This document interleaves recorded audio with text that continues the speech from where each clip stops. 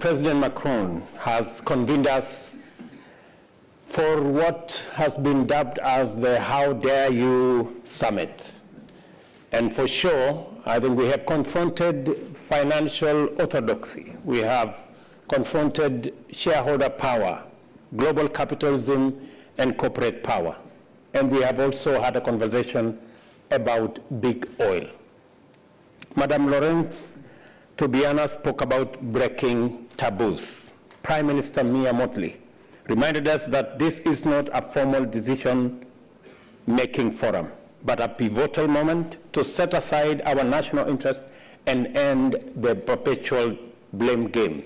I want to repeat here again, as I did before, this is not about North versus South. It is not about emitters or non-emitters. It's not about the rich versus poor, climate guilty or innocent, and the powerful or the powerless. It's about all of us, big and small. It's about us in our diversity. And it's about crafting a win-win outcome. These are the benchmarks we have established for ourselves. They will serve us as a criteria against which we must assess our agreement.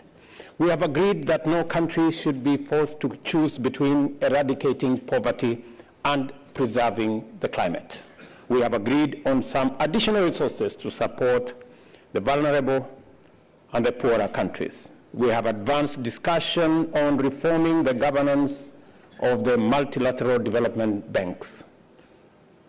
We have progressed the conversation on a new global source for financing for climate and the mechanisms that can be put together to insulate us from national interest and global power structure whose decision-making processes include all of us and not just a few shareholders. We are agreeing that for the first time, as we leave Paris, President Macron, and you have been incredible. You have run this like Kenyans should do. You have run it like a marathon. And this was not a session to coerce anybody to do anything different from, it was a meeting of minds to try and bring consensus the same way we managed to forge a consensus in 2015 is to try and eliminate the tensions that have informed the journey to where we are today and to see whether we can recreate the consensus that had been built in mobilizing the world towards dealing with the challenge of climate change and international financing architecture. This was not a session to discuss, although all of us are signatories to the UN Charter that respects independence of countries, boundaries of countries. We are all believers in that, and that is why my colleagues from the African continent went to Kiev, went to St. Petersburg, because we believe there can be a peaceful resolution of all conflicts, including those in our continent, in Sudan, in DRC, in Somalia. There is always a way that we can resolve this in a peaceful manner. Our concern, at least those of us from the global south, and especially in Africa, is the effects the war is having on commodity prices, fertilizer, grain. That's really impacting very negatively on the cost of living. It's also raising concerns to us because of the challenge of energy. Russia having done whatever they did, many countries are going back to fossil fuel. You know, the examples are out there. We're getting reports that maybe the UK is going to switch on their coal plants. I think that's not good for what we are trying to deal with. It's not good for the challenge we are faced with, the existential threat that faces humanity. The moment we engage the reverse gear about the things that we had done and we thought we were making progress, it concerns not just us, but I'm sure it concerns humanity. The ultimate judgment of our success does not rest in our hands. In the coming days, the world will pass the verdict on us. But I must say, being part of this conference, we have made tremendous progress. I would have preferred to see a firm commitment building on the G20 debt suspension initiative to deploy a portion of the new development finance sought to provide greater fiscal space for heavily indebted countries by refinancing their maturing debts on more favorable and extended terms.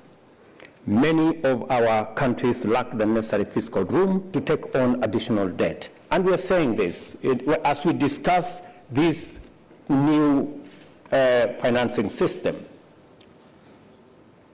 we value the incredible support by the multilateral development institutions, World Bank and IMF. We also have a wonderful relationship with China. They finance our infrastructure development. The tension between the West and China is unhelpful, is unnecessary, and is as useless as the tension between the North and South when we discuss climate change. That is not necessary. We must find the formula that will bring all our financing to respond to three issues: urgency, scale, and to make it much more affordable. That is the conversation that we want to have, and hopefully we have laid the seeds of that conversation to happen. Again, thank you, President Macron, for making it possible for China to sit here and for the West to sit here, and those of us from the African continent to be in the equation.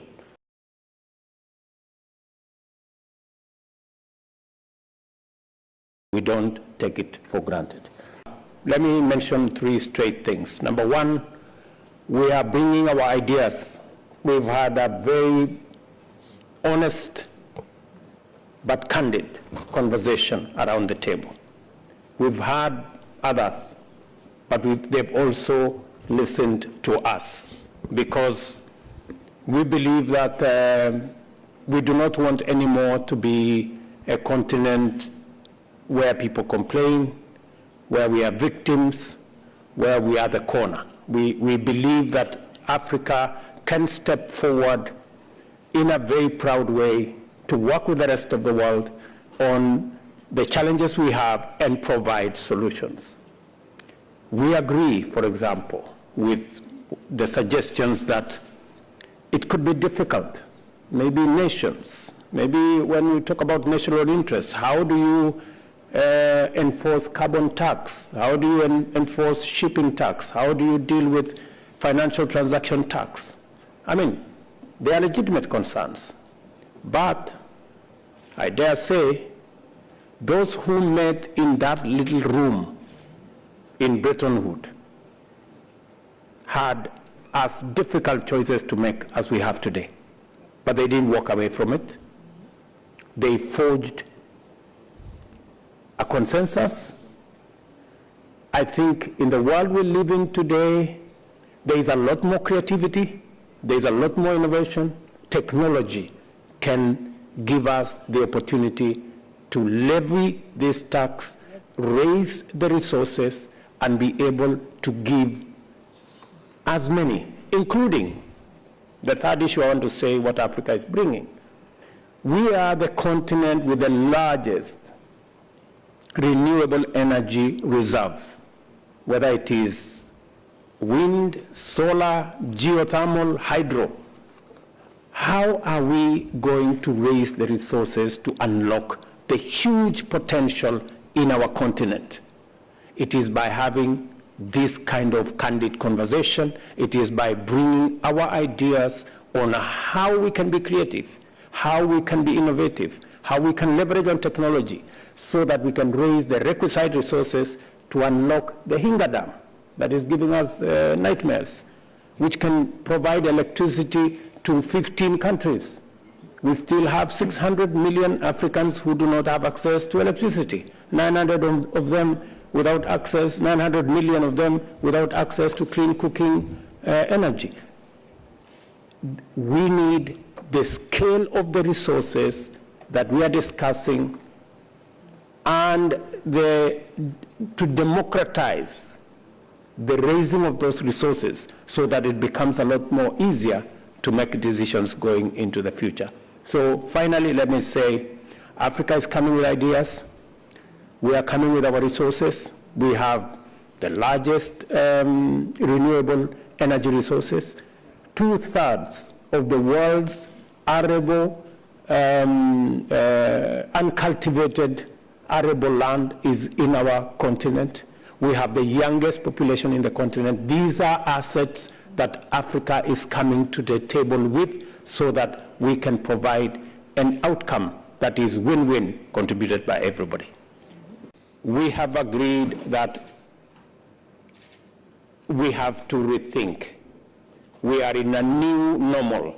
The new normal that came through the pandemic, into the Ukraine-Russia war, into the vagaries and what climate change is doing to us. Floods, cyclones, droughts, and the threat to humanity that we see.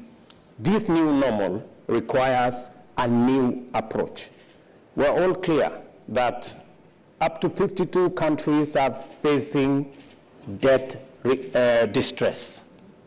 I listened to my sister Kristalina, and you know, Kristalina, we have a wonderful relationship. You have been immensely supportive of Kenya. But looking at this context and listening to the discussion about the SDR, the allocation, the reallocation, the application, the verification, the assessment, the next, I get a headache. Honestly, I sincerely think that there is a much more creative way of dealing with this. The same way we did it during COVID. There is a way we can do this so that those in distress, the 52 countries to start with, how do we make it possible for them? Since they are already assessed for the debts they owe, how do we make them enjoy the benefit of a pause or reschedule or whatever you want to call it, so that they can have immediate liquidity and create space for themselves. That is a conversation that I think we should have. And let me say, this will move us closer to addressing the crisis that we have today on matters liquidity. We have also had a conversation and progressed one on a new global sources of financing for climate action and mechanisms that can be better insulated from national interest. This will move us close to addressing the climate crisis as a global common good, as opposed to something that we have to play a balancing act with the national interest on one end and do this at scale. So they can do this at scale, urgency, and which as if our existence depend on it. Let me clarify. Emmanuel, you've been immensely, speaking to you as a member of the G7, you have been immensely accommodative of all the divergent views that have come on the floor and in all the fora that we have enjoyed ourselves here. We are saying we want this time round a mechanism that involves everybody, where we are all paying, where we are all involved, and where we all decide. Because climate change is not about the North or the South, it's about all of us. And the discussion about carbon tax is a discussion that is a must-have. And on this one, we do not want the North to pay for the South. We want all of us to pay.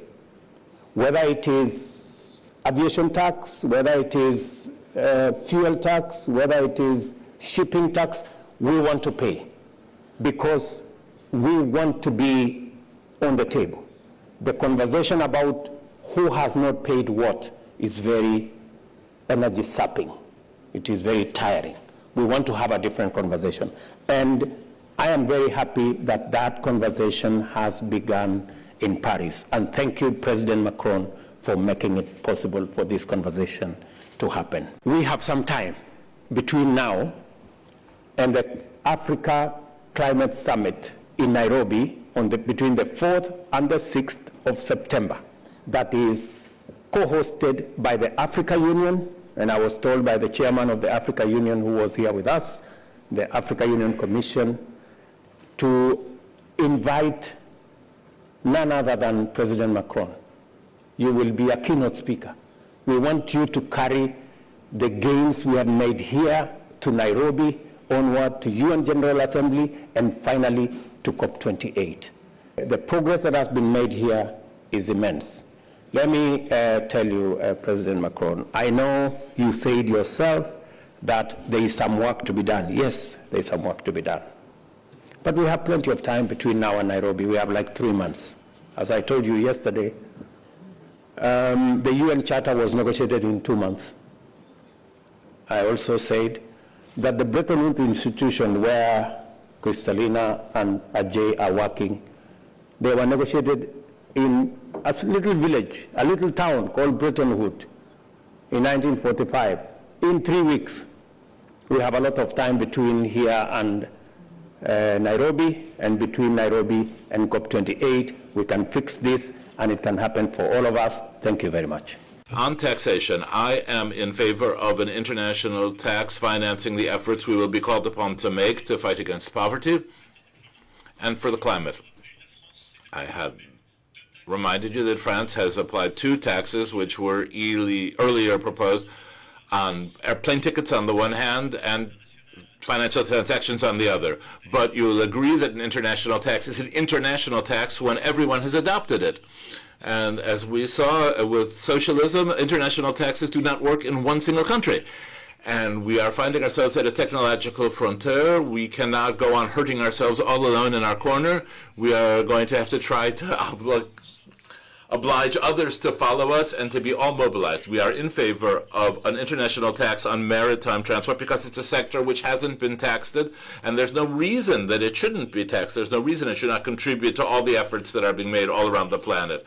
I think that's an excellent cause. We need to go on mobilizing people. We have a club of people who are like-minded, and I think that it's not the only area in which we're going to have to negotiate, but we will negotiate there, and we will begin with probably a very modest contribution because it's a sector which is decarbonizing and we're supporting them to that end, but it's also entirely justified that the very high, sometimes income streams which are made there be taxed. But for that, in order to work, we have to do the same thing that we've done with international taxation, minimum international taxation, which is that we need to have a series of countries that are following the lead. And to be very clear, if China, the United States, and some key European countries that also have large firms involved don't follow, then you'll set up a tax, but nothing will happen because the people who you tax will go toward countries where you don't pay the tax.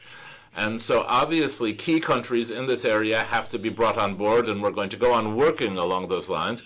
And our next meeting at the IMO in July will be of decisive importance. You've understood, these aren't just words. These are concrete answers. This is a follow-up mechanism. And at the very latest, in 2 years, we'll meet again, but there will certainly be some intermediate meetings and some in-depth changes. This mechanism is meant here as well to include on a very broad base, as President Ruto reminded us, this is our goal, not just with our governments, but with our civil populations. 2 comments by way of conclusion and some thanks.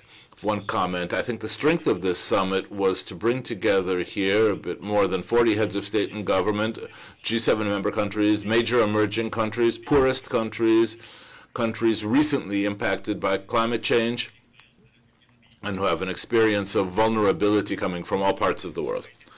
Our discussion was very free. In our plenary session today, at our dinner yesterday, where people were called on for certain things, were criticized, but I think that's a necessary precondition to build this clear, lucid, serious structure. I think its method means that our summit was called upon to bring about unity in the international community in terms of the answer we bring to our twin problems, the fight against inequality and the fight for the planet. If we fail, we will certainly head toward a fragmentation of our international institutions. Those that exist have been progressively made less legitimate by the poorest, and people have money and ideas need to be able to contribute to it in a very different way, and that will come. I think our responsibility is to uphold this unity in the service of the common good and of our principles, which we have redefined here. Finally, I would like to thank everyone who made the summit possible, obviously the heads of state and government, the Secretary General, my personal representative, their teams, the team from the Élysée, which were all on board, the ministers who have been here, their closest teams, their national administrations, whether we're talking about the Quai d'Orsay or Bercy in France, the Foreign Ministry and the Finance Ministry, which contributes to the discussion of all these texts, and then the French Development Agency and many other structures. I would also like to thank the Paris Peace Forum and its team, which also were of great assistance, and all the NGOs and representatives of civil society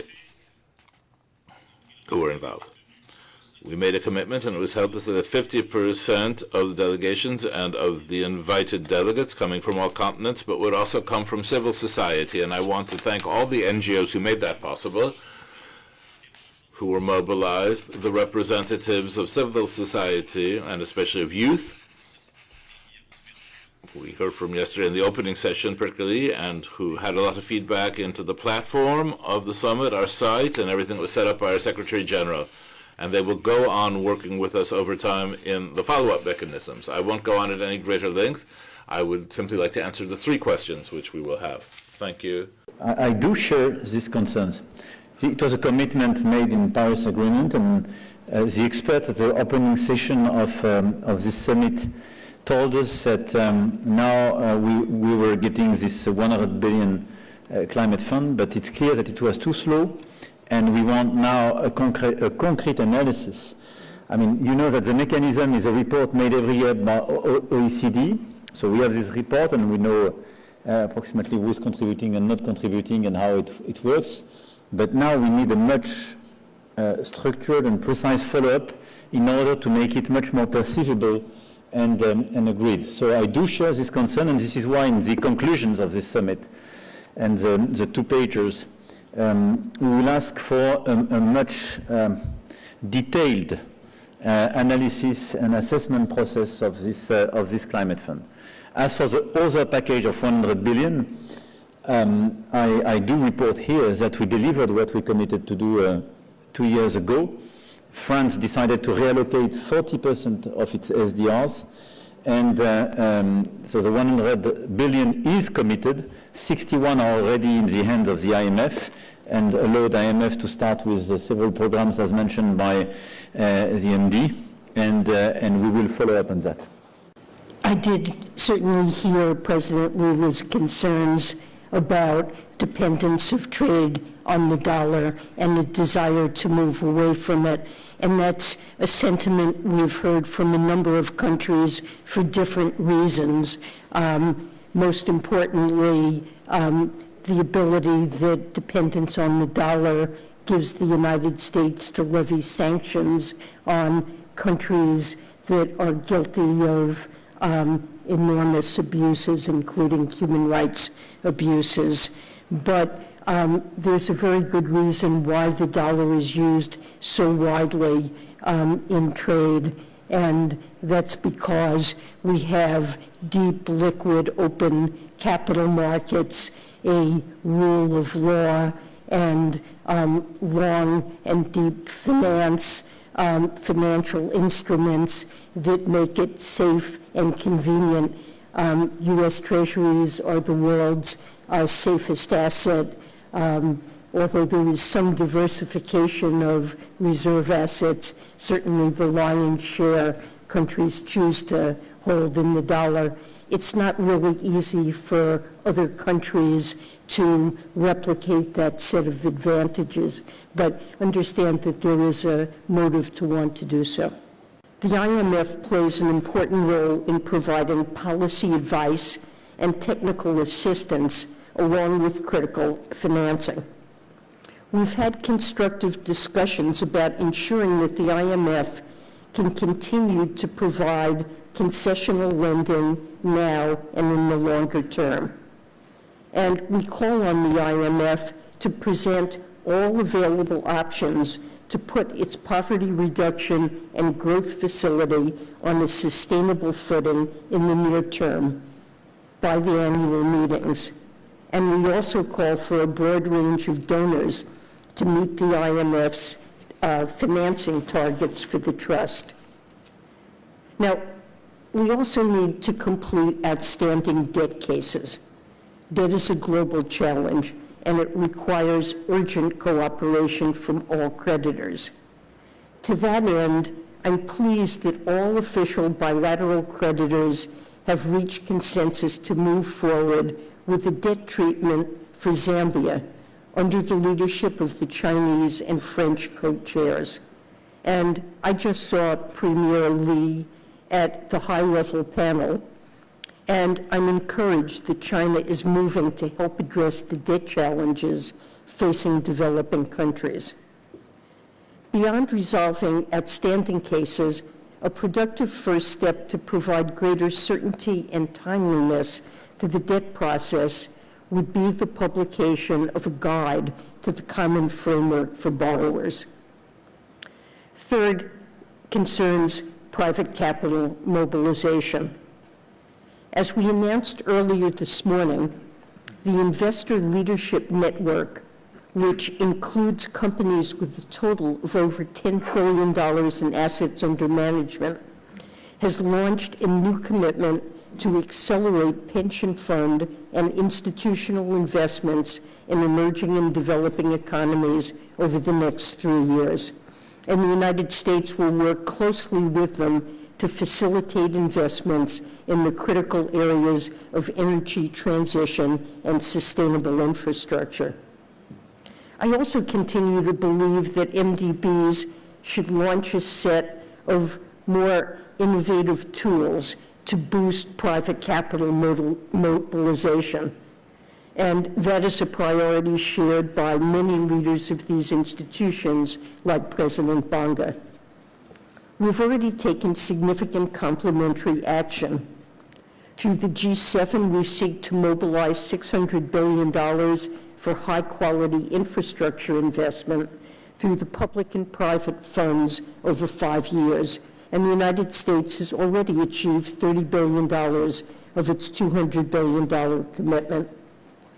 And through initiatives like the JETPs, or Just Energy Transition Partnerships, we're bringing public and private sources of funding together to provide tens of billions of dollars to fight climate change and spur economic development in emerging economies.